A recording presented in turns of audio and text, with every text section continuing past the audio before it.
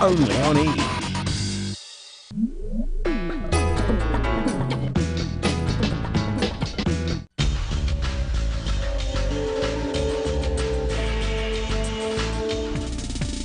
They were five wacky Brits with big dreams. I want to be a pop star. Looking for fame? My ambition is obviously to make it really big. And a lot of fun. It's just mad. As you can imagine, five teenage girls let loose into a house. The world came to know them as the Spice Girls. Scary, sporty, ginger, baby, and posh. In the next hour, we'll follow these outrageous entertainers on their overnight journey from pop star wannabes to divas extraordinaire. They were just like naked ambition coming at you. If you think you know the real story, you don't. You'll meet the ambitious girls. She was able to kind of wrap guys around her little finger. The vicious girls. Everyone says, God, you know, you must feel absolutely gutted. And the girl who called it quits. I wasn't really happy. We'll learn about the band's meteoric ups and downs and the day the dream came to an end. I can make anybody understand my departure from the Spice Girls. This is the story of excessive behavior and unbridled drive. We are doing exactly what we want to do. We're pursuing a dream. This is the story of the Spice Girls, the E! True Hollywood story.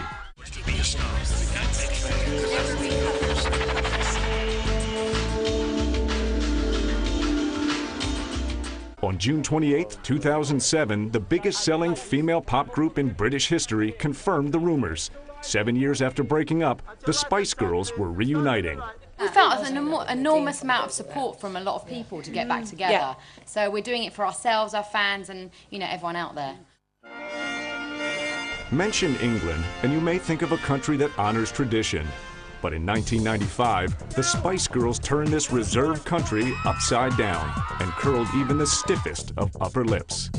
With their colorful costumes and cheeky antics, these five English lasses set out to rule Britannia and conquer the world music scene.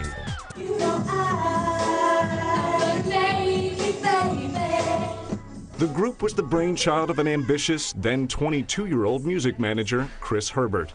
In 1994, Herbert noticed the English pop scene was overrun with boy bands like Take That and E17. He decided the timing was perfect for an all-female group. At the time, I just thought to myself, you know, it's possible to kind of do this with a girl band, make it both sort of sexy and sassy, so that they become role models for young girls, and also, appeal to the opposite sex as well. Herbert's father, Bob, was a well-known record industry accountant. Bob was searching for a new project to back. Chris convinced his father an all-girl pop band couldn't miss. I think at the time he wanted to do a boy band, and that was when I kind of just said, you know, let's do this instead. I think this one could work. Chris didn't leave anything to chance. Filmmaker Neil Davies. He pasted up a storyboard of what the band would look like 6 months before he did the auditions, just using pop magazines. We wanted the girls to represent a whole cross-section of teenagers in the country, and to have, you know, different shapes, sizes, heights, hair colouring, characters. The objective was not to have five lookalikes. Coming up, out with the old, in with the new. But luckily, we got on really well, and they liked me, and then Chick took me on. And later, naughty and spice. A whole bunch of pictures came out from the sordid past of Jerry Halliwell.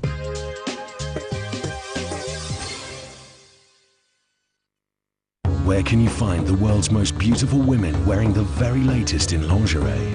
The very sexy Victoria's Secret fashion show. This year's show is extra hot as the Angels are joined on stage by the Spice Girls. It's really a girls' night out. Plus a sexy duet by Heidi and Seal. The Victoria's Secret fashion show, Monday at 9, only on E! Watch The Soup Presents. It's like The Soup, only with a theme. Tomorrow at 10:30, only on E!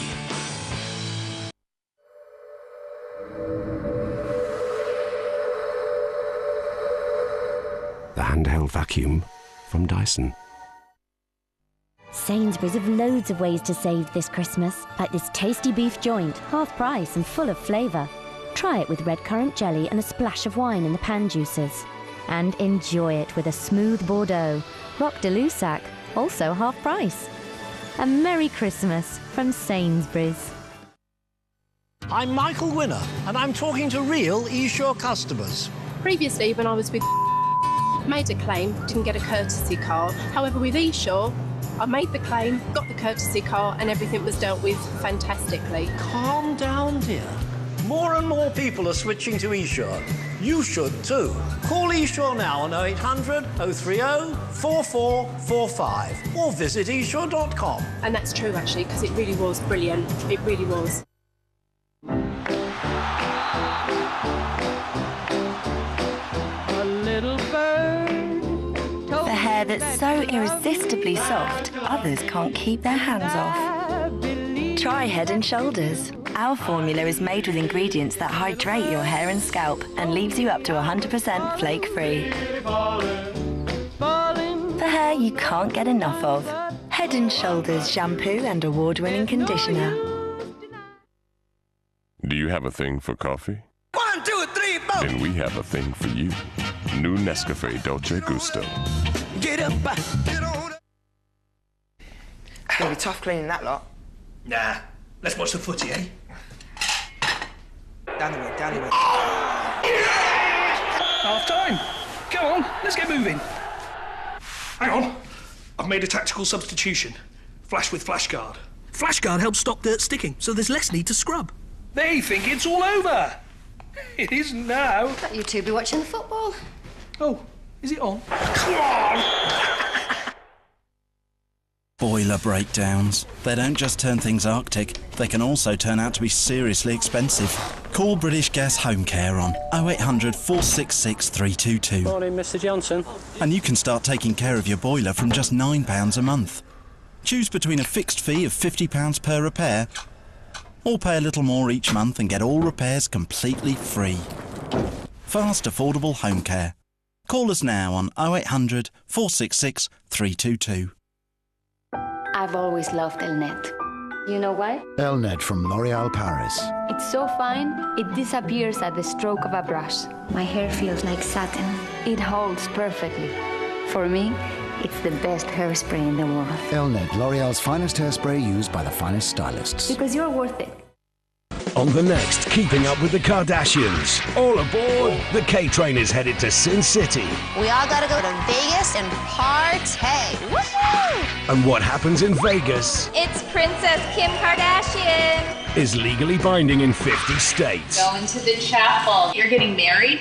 Mama K better speak now or forever hold her peace. How do you tell a 28-year-old to stop it? Is she insane? Tell her no. Keeping Up with the Kardashians. New episode Sunday at 10:30 on E! Meet Chelsea Handler. I'm Chelsea. Chelsea. She will make you a better citizen. I believe in one-night stand karma, and it's a little theory I like to call suck it forward. Chelsea Lately, a late-night talk show, tonight at 11:30.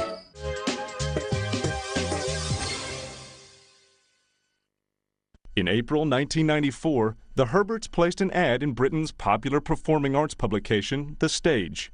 Nearly 2,000 girls responded. We sort of shortlisted it and then did more sort of induction days and workshops with the final 12 or 13 or whatever it was. The first girl to catch Herbert's eye was Melanie Janine Brown, a 19-year-old dancer from Northern England. Melanie had been performing in gentlemen's clubs. Well, I'm Melanie Brown. I'm 19 years old and I went to performing arts school. She was very fashion conscious, great looking girl, incredible character and a very good dancer and had good singing ability as well. So she was a good all-round package. Melanie easily bagged the first spot in the band. Next up was 19-year-old Victoria Caroline Adams, a 5'6" brunette from a wealthy London family.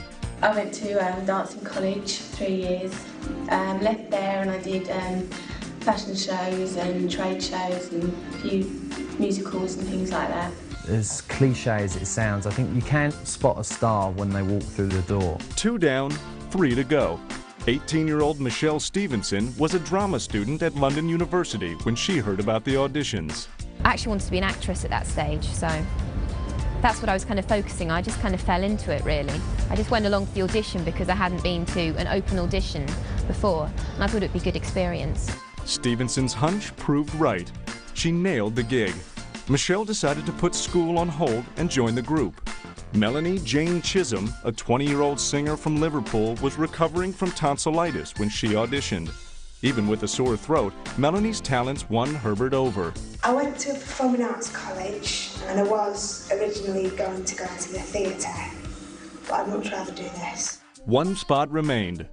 I want to be a pop star. For weeks, 22-year-old Jerry Estelle Hallowell, a working-class gal from Watford, England, kept badgering Chris Herbert for an audition. On various occasions, she kind of kept on ringing into the office and really making a pest of herself that she couldn't get to one of the auditions. I didn't go to the audition because I'd been skiing and I burnt my face. Hallowell's musical training was spotty, to say the least.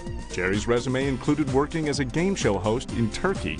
But what Jerry lacked in experience, she made up for in ambition. She gradually persuaded us to come along to one of the workshop sort of days that we were doing, where, you know, we really were down to our last few. But then I turned up to the small audition, where there was about 12 people, and I think I blagged it a little bit and just was a bit loud and just pretended to be Mariah Carey. And she walked in the room and you know, was as in your face and mouthy as ever, and you kind of knew then this is the one that's kind of missing. I said to her, "How old are you?" She said, "Oh, I'm as young or as old as you want me to be. I could be a 12-year-old with big boobs if you want." and I think then we were like, yeah, she's got some real front, this one. Hallowell was in. Chris Herbert was ecstatic. He decided to call his group Touch, but the young manager had no idea just how touchy pop star wannabes can be. In 1994, manager Chris Herbert sensed a cavity in the pop music market that could only be filled with an all-girl group. He auditioned thousands and selected 5 performers who eventually became known as the Spice Girls. Along the way, the young manager became intimately familiar with something he never experienced before: a woman's prerogative. They were just like naked ambition coming at you. Chris Herbert and his father Bob were the creative minds behind the band. The Herberts' business partner, Chick Murphy, supplied the seed money. Chick Murphy, larger-than-life East London character, gold necklace, gold identity bracelet, open-neck shirt, gold Rolls Royce. Murphy insisted on one thing. He didn't want a contract, because a contract would tie him down to a relationship. And he wanted to shift them about, move one in, move one out, and keep them on the toes, and keep them under pressure, and keep them a bit, you know, hungry for it. Chris and Bob Herbert reluctantly deferred to their partner's demand. I would often argue with Chick about the girl's got to be put under contract. You know, Bob being an accountant, understanding legals, and he was very pro getting this contract sorted out. But Chick was, you know, no, this is the way we do it, and we ended up going with that. The girls consented to Chick's plan. For the rehearsals, each band member was paid a weekly stipend of $96. In June of 1994, Mel B, Mel C, Michelle, Victoria, and Jerry moved into Chick Murphy's vacant 3-bedroom house in Maidenhead, 30 miles west of London. The idea was to put them all into one house and let them start bonding and becoming a gang of mates, as well as, you know, just having to work with each other. The idea worked perfectly. In fact, too perfectly. It's just mad.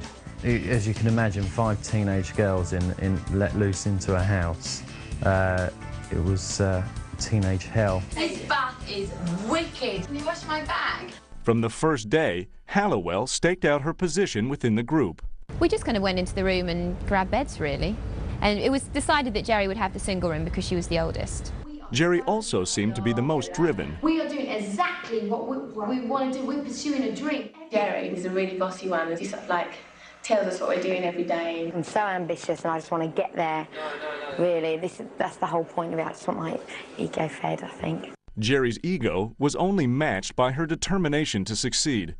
Vocal coach, Pepe Lemur. I do remember always Jerry was at the corner in that mirror while the others were having their tea and eating, doing her diaphragm, standing there and doing her movements and opening her mouth and going, ah, and I didn't even have to ask her any of that. It was always Jerry doing it. The group's schedule was rigorous. We eat, sleep and drink it really. We all live together. Wake up in the morning, go to the studio, rehearse all day, come back from the studio absolutely knackered and go to sleep. Sometimes you have to just remember what your aim is to get you through it, because sometimes you get a bit down and a bit tired. The forced intimacy and rehearsal schedule didn't suit Michelle Stevenson. After 4 weeks, she quit. My mum got ill. She got breast cancer, so I wanted to be with her, and obviously that took quite a lot of my time. And then university was coming up, and I just couldn't do everything. The search began for Michelle's replacement. Vocal coach Pepe Lemur suggested one of her students, 17-year-old blue-eyed blonde Emma Bunton. I went to Sylvia Young Theatre School, and then I did a BTEC Performing Arts at Barnet College, which I passed. Emma's resume also included working as a model and appearing on television. I was so nervous, and I thought, what if they don't like me? But luckily, we got on really well, and they liked me, and then Chick took me on. For the next 4 months, the girls put in long hours rehearsing songs written by Herbert's associates, Irwin Keelis and John Thrice. Mel B designed the choreography. By September of 1994, the group was more than eager to perform. I never heard one negative, except only when it wasn't going fast enough for them. And what's happening? You know, we've got our songs, we've got our music, we've got the choreography. What's happening? I didn't really want to kind of jump the gun and take the quick option and fast track to the record company. I wanted to develop them to have an act together, a show, for us to get the writing team, production team all around it. Probably get sort of like 3/4 of the album written and recorded, and then take it as a package to a record company. But Herbert's plan didn't square with the outspoken Hallowell. Jerry pushed to do a showcase where the band could perform for record industry executives. I'm quite a motivated, enthusiastic person because, you know, I'm just feel like time's running out, I've got to get there. And I'm quite hungry for fame. The other band members joined Jerry's rally. The young manager was trapped. He had to deliver something beyond the kind of pain and boringness, you know, the tediousness of rehearsing every day. So he had to deliver a bit of glitz. This was going to be the bit of glitz. If this worked, the girls would love him, he'd get some money, everybody's going to be happy. But as the group prepared for the showcase, the girls appeared anything but happy. Mel used to get frustrated with Jerry. Jerry's a bit dizzy, you know. She'd be thinking of a million things, so she wasn't necessarily focused. I tried pointing it out. I know I did, because she forgot a bit, that's why. We'll just do it again. We do have really bad arguments, sometimes really bad arguments, where there's things flying and there's swearing, and it can get really, really nasty sometimes. We've got real extremes of people who don't like to say what they think and people who tell you exactly what they think. With just weeks before the showcase, the band decided the name Touch had to go. The girls wanted a calling card with some flash. Jerry was inspired by the title of a song the band recorded called Sugar and Spice. Hallowell thought the name Spice clicked. The other girls agreed. The group had the songs, the moves, and the name. All they needed was a little luck. It was all riding on this one showcase. By December 1994, the all-girl British band Spice was itching to perform. For 6 months, the group diligently rehearsed their moves and songs. Spice was ready to take on the world. But was the world ready for Spice? I'm going to have a castle with a swimming pool and an island in the middle.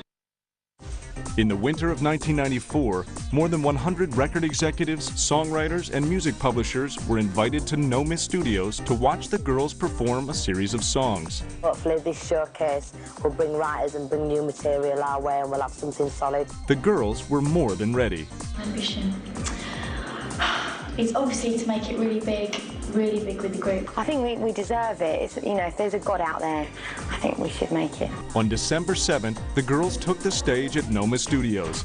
The long hours of rehearsal finally paid off. I think the buzz was there already. From the moment they came on that stage because they looked brilliant. They started with that energy. The showcase was a stunning success. The girls were ecstatic. Their manager, Chris Herbert, was also thrilled, but one problem weighed heavily on his mind. You know, I was well aware we didn't have contracts. Probably a bit paranoid. You looked at them on the stage and they belonged up there, and you knew that everyone in that room was thinking it. So, yeah, we were nervous about that. Herbert had good reason to worry. As soon as the performance ended, music industry execs started circling. A number of guys approached Jerry and said, hey, look, I think you could be pretty big. Why don't you come and see me? And that was where the rot set in. That was where, in Jerry's eyes, immediately she thought, right, it's bye-bye Chris. I've seen the promised land. I've seen guys in Armani suits and chauffeur cars. And she thought, go with the money. And why not? Jerry wasn't contractually tied to Chris or Spice. Hallowell took a meeting with another group of managers, and she reportedly wasn't subtle about her approach. They've talked about it, and they said, yeah, Jerry came in to see me, you know, with not much clothes on, sticking out her waggling her ass, almost seducing me on the bloody table.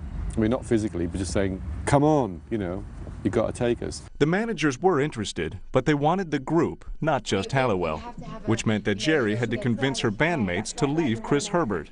The girls were reluctant. She went back and reported to the girls and said, you know, I met these guys.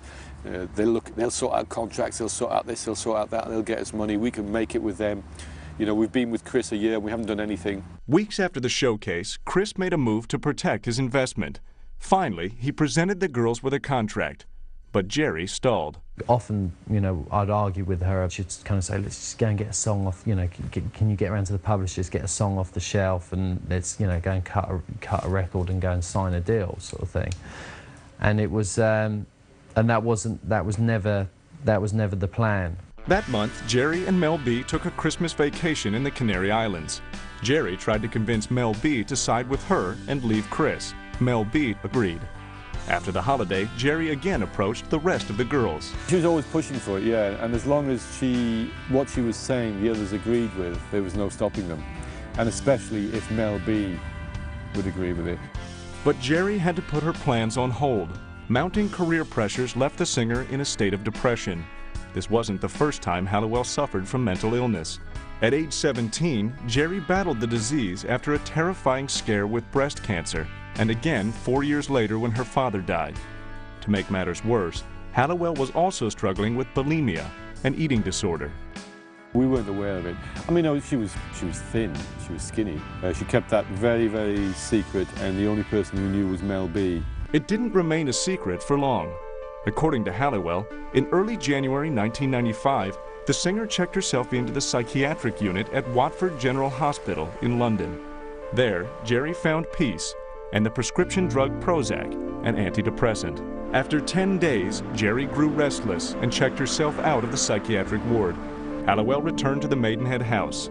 According to Jerry, she stopped taking Prozac after she returned home. The singer claimed the drug robbed her of her creativity. In February, Chris Herbert asked Jerry and the girls to make their deal official. Chris wanted a contract because he thought, these are the girls I want. I'm not going to change it. I've got to keep them. But Jerry warned her bandmates that under the Herbert contract, they would have no say in the group's music, marketing, or promotion. Hallowell sought out the advice of music publisher Mark Fox. Jerry and the girls took no prisoners, and they saw me as an opportunity to introduce them to a new batch of people that they hadn't seen. Jerry came to me and said, listen, we like what you said. Can you help us find some writers to work with? And can you also suggest some lawyers that we should be speaking to, because I'm not sure whether our contract is good, bad or indifferent, and I'm not sure whether Chris and Bob, Chris's dad, will be moving fast enough. Meanwhile, Chris Herbert set up a recording session with Elliot Kennedy, a successful songwriter who wrote the hit song Everything Changes for the Brit boy band Take That. Girls were to go up there on the Monday, and we were now on the Friday. The girls were in the studio, and I actually wasn't down there, but an argument took place, and the girls all stormed out the studio. I said, we're not going to do this session until we sorted out these internal problems. And I pretty much put Elliot on hold until I knew what was going on. The girls didn't want to sort out their problems with Herbert. The girls left Chris a note on the kitchen table. It read, "Thank you for all you have done. "We can't agree to the terms of your contract." The 5 girls split. They had nowhere to go and only $16 between them. Coming up, the Spice Girls bare their souls and bodies. We used to get changed in the back of my car, take the normal clothes off and sort of put the gear on. So, right, okay, we'll bunch your boobs up and do this and lift your skirt up.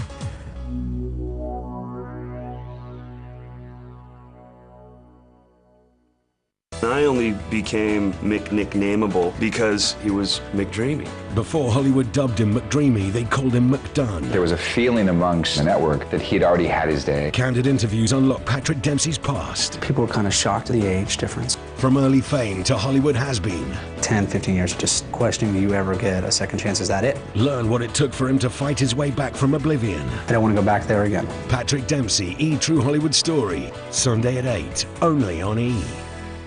Hair color that shimmers, full of golden tones, gives me a healthy looking glow. So indulge in new glossy chocolates collection from Casting Creme Gloss. Super glossy. My color never looked so shimmering. It just glows. All this and no ammonia. Casting Creme Gloss from L'Oréal Paris. Chocolate, praline and caramel. It's what I've been waiting for.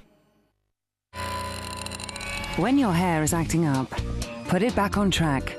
The unique Braun Satin Hair Straightener with ion technology treats your hair gently while straightening it to reveal amazing satin hair.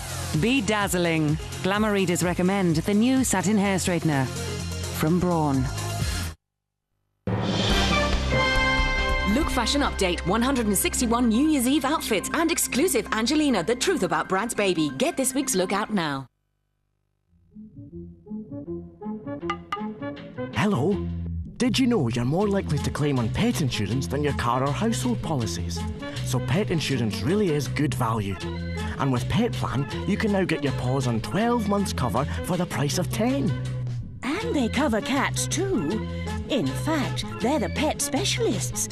They only insure pets. Take my best friend Eric. He was injured in a car accident and Pet Plan paid more than £920. And they settled the claim quickly, without any fuss.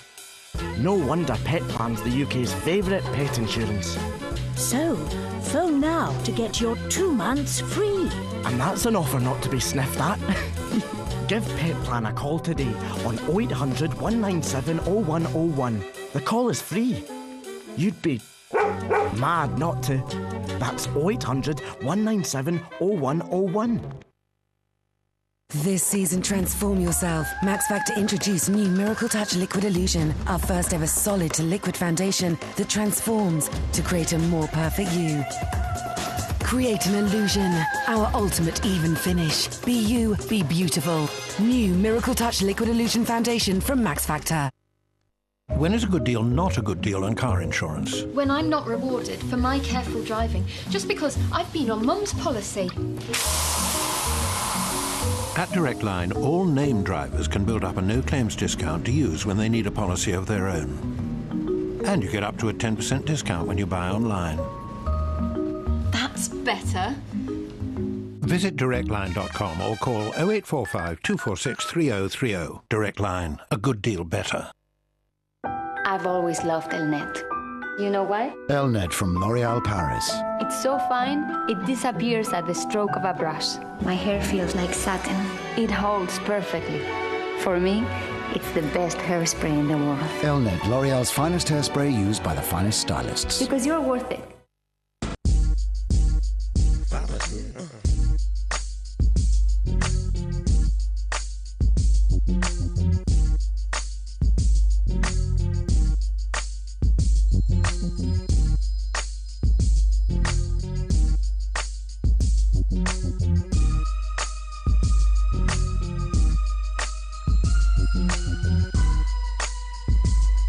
E-Channel, Big Snoop Dogg's fatherhood, yeah.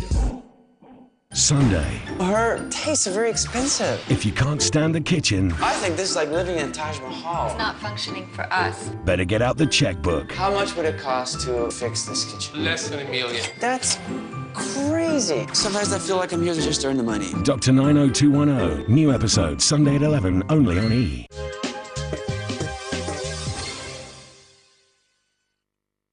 In May of 1995, Jerry Halliwell and her Spice mates bolted from their creator, Chris Herbert.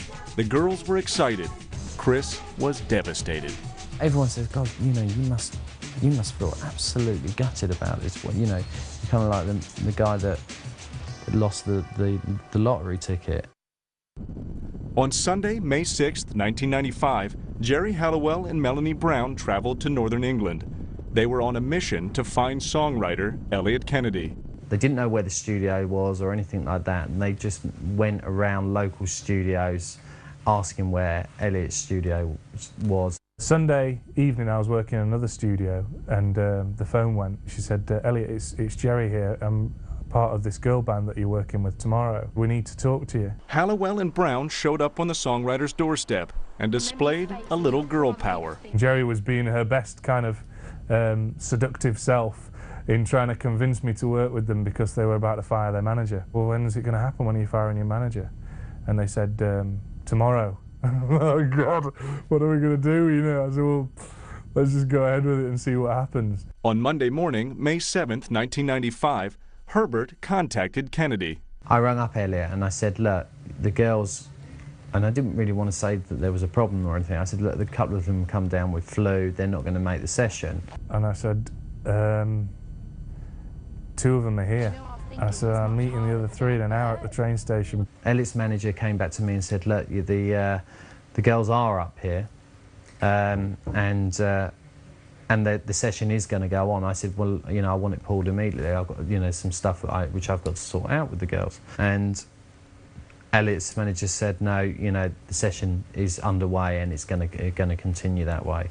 At that moment, Chris Herbert knew his gig was up. And from then on, that was the end of our relationship with the girls. I was pretty gutted about it, just because of the amount of time we put in.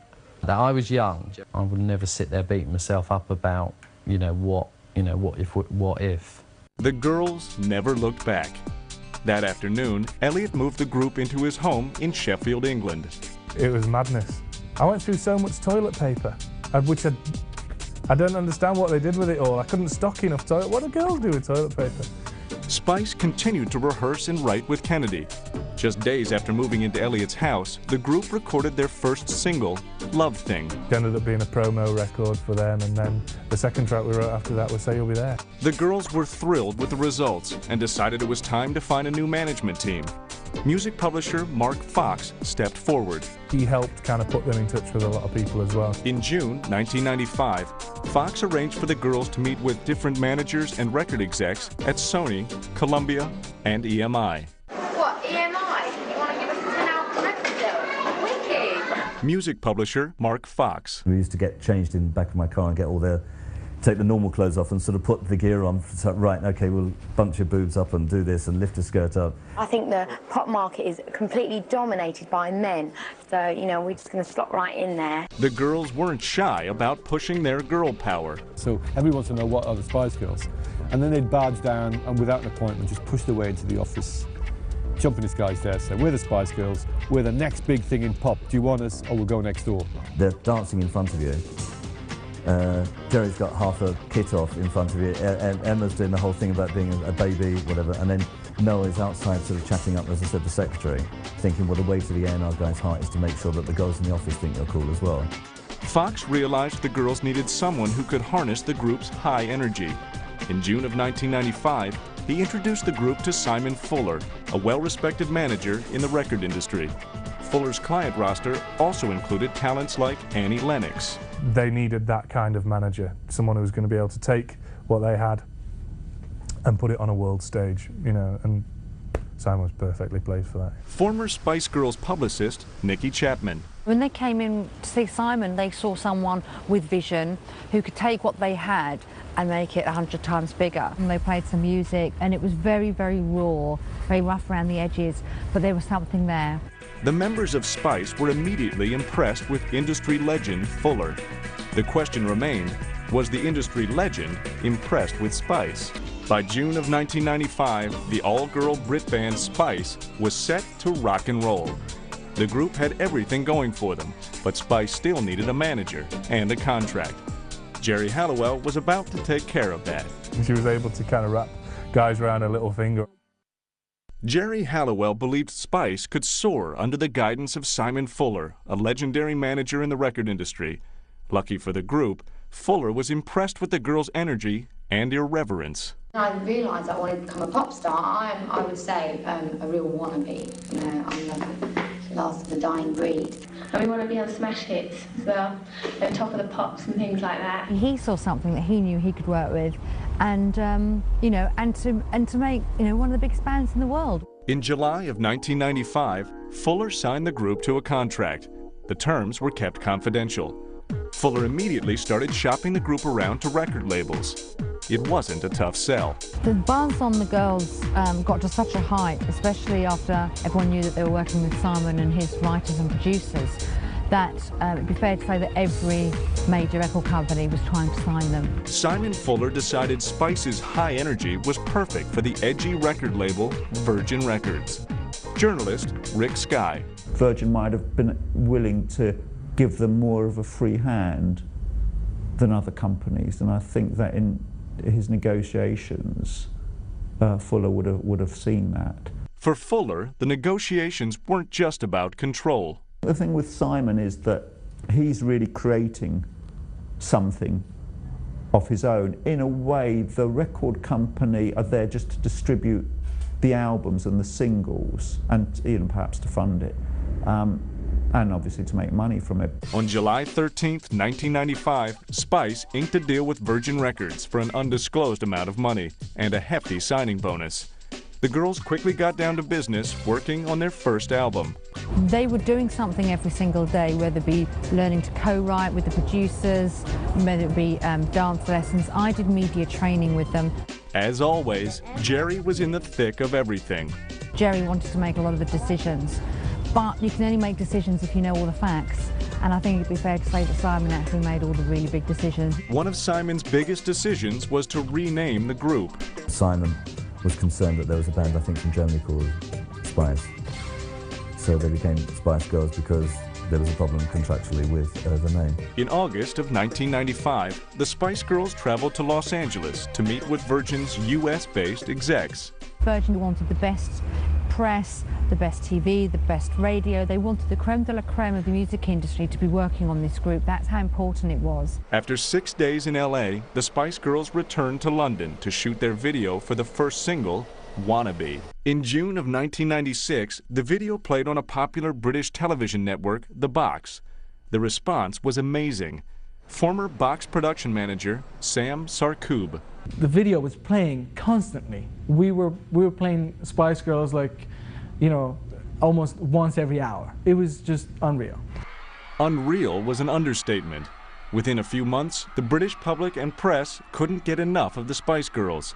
In August of 1996, Peter Lorraine, publisher of Top of the Pops magazine, interviewed the group and provided each member with their own nickname. Mel B turned into Scary. I mean, I do like my animal things. I've got my leopard skin bra underneath this. The youngest member of the group, Emma Bunton, took the name Baby. I like to be quite comfortable. Victoria Adams became Posh. I like quite basic clothes. I do like designer clothes. I'm a sucker for that. Jerry Halliwell transformed into Ginger. I just dress how I feel. I take responsibility for getting voted worst dressed person. And last but not least, Mel C was Sporty. Sporty by name, sporty by nature. Journalist Andrew Harrison. You had this thing materialising. They looked like Josie and the Pussycats. They looked like a cartoon. They looked like superheroes. They didn't look like a band. They were a bunch of completely over-the-top women. And they seemed to be on a perpetual big girls' night out. The Spice Girls were about girl power, and their message was simple. You were 5 girls. You treat everybody the same, whether you're, rich, whether you're a postman, you're the president, whether you're black, white, gay, straight. Treat everyone the same, whether you're royalty. Respect.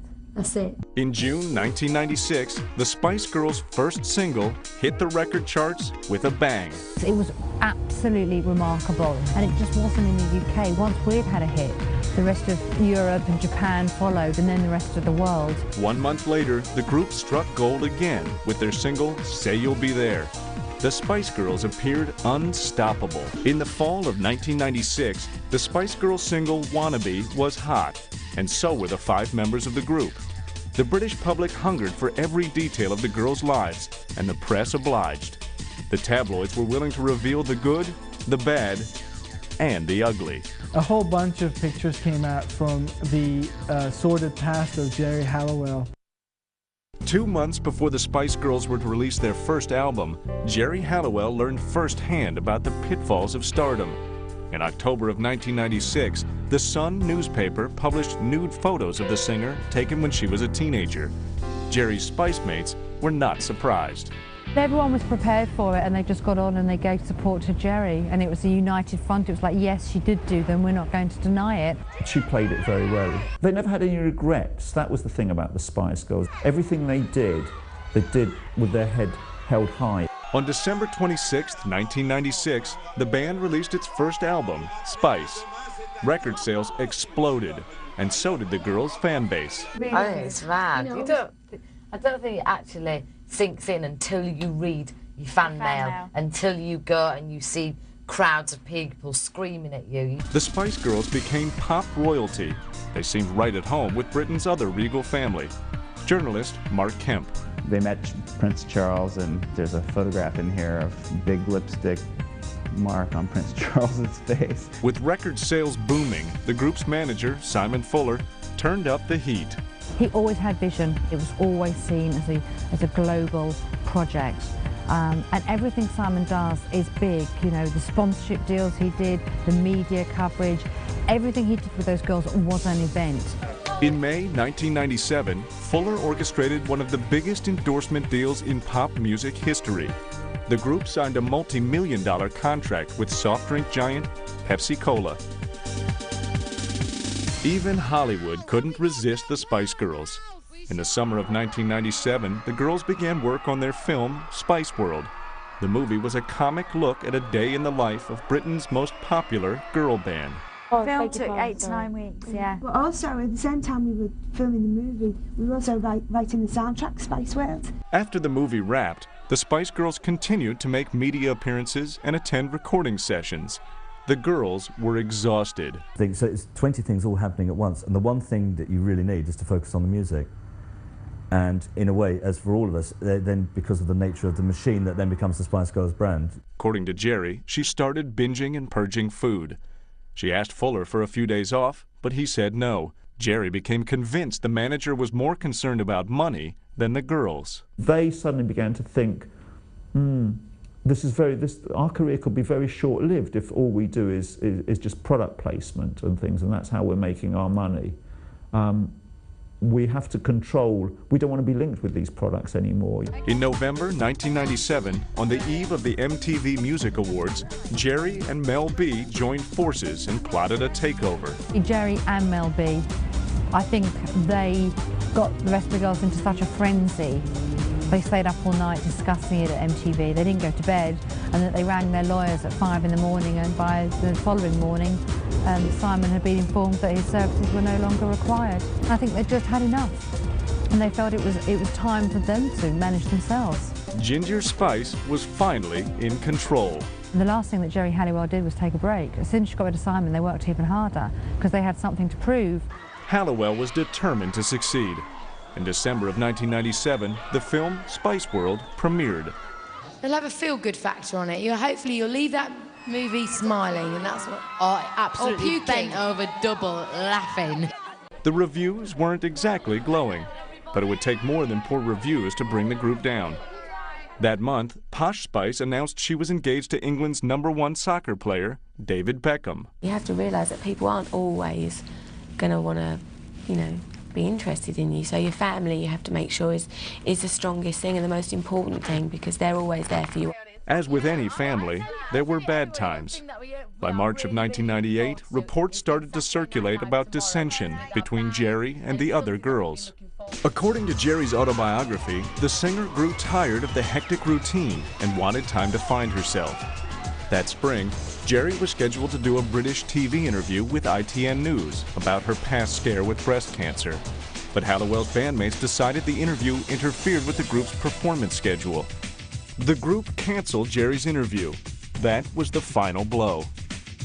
On May 27th of 1998, the Spice Girls were scheduled to appear on London's National Lottery show. Jerry was missing in action. It suddenly started leaking out. Hey, Jerry's not coming out to the car. The chauffeur's there, and she's not coming out. Something's happening. The next day, Hallowell's publicist made the news official. Ginger Spice was leaving the band. The news couldn't have come at a worse time. The Spice Girls were scheduled to begin their first American tour. Director Ian Denyer was hired to make a documentary about the tour.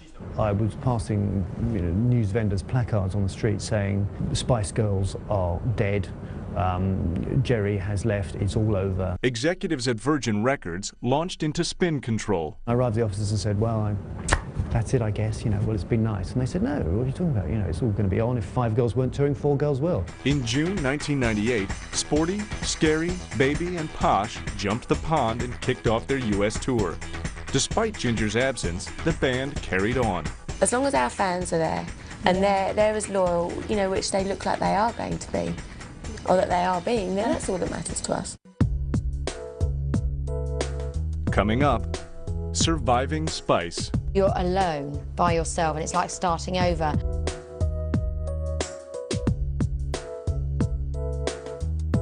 On the next, Keeping Up with the Kardashians.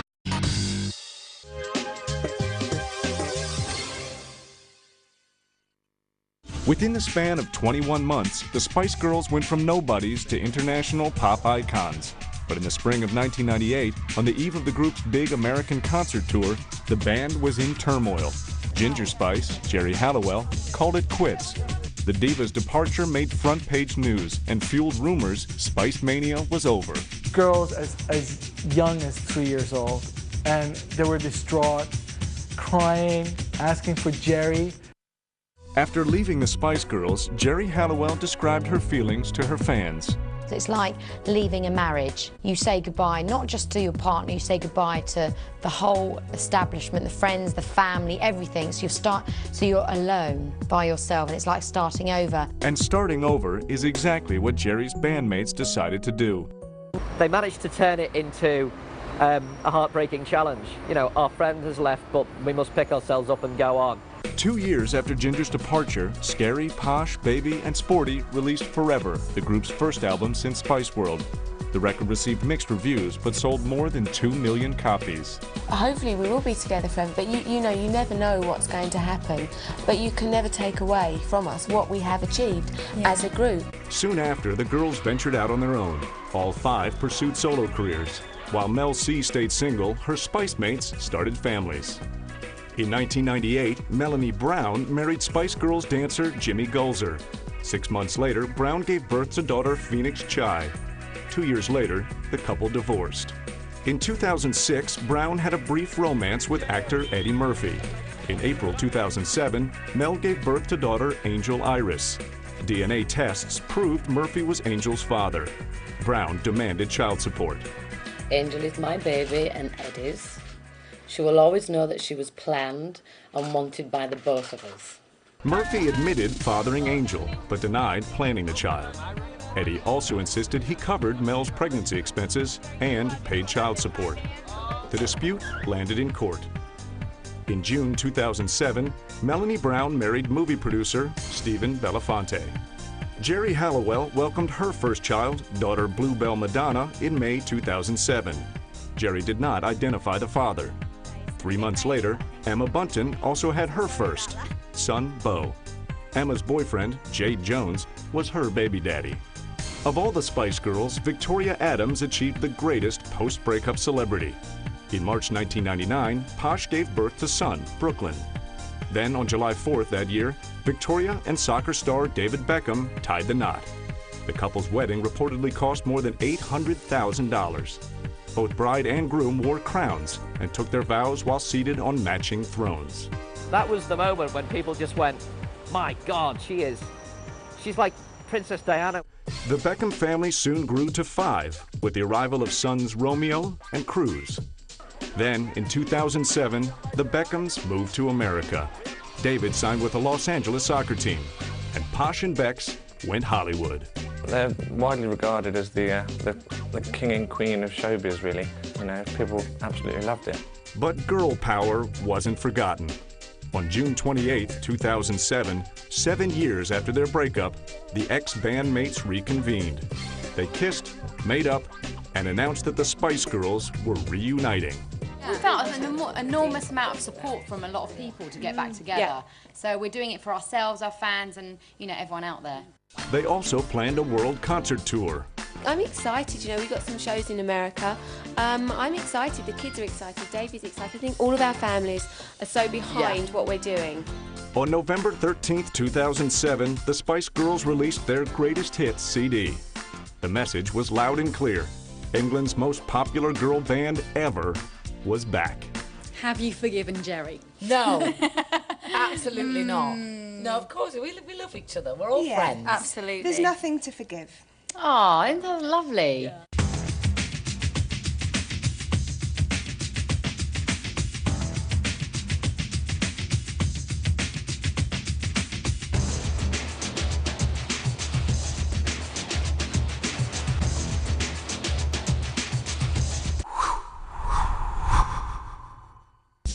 Next. I still have a little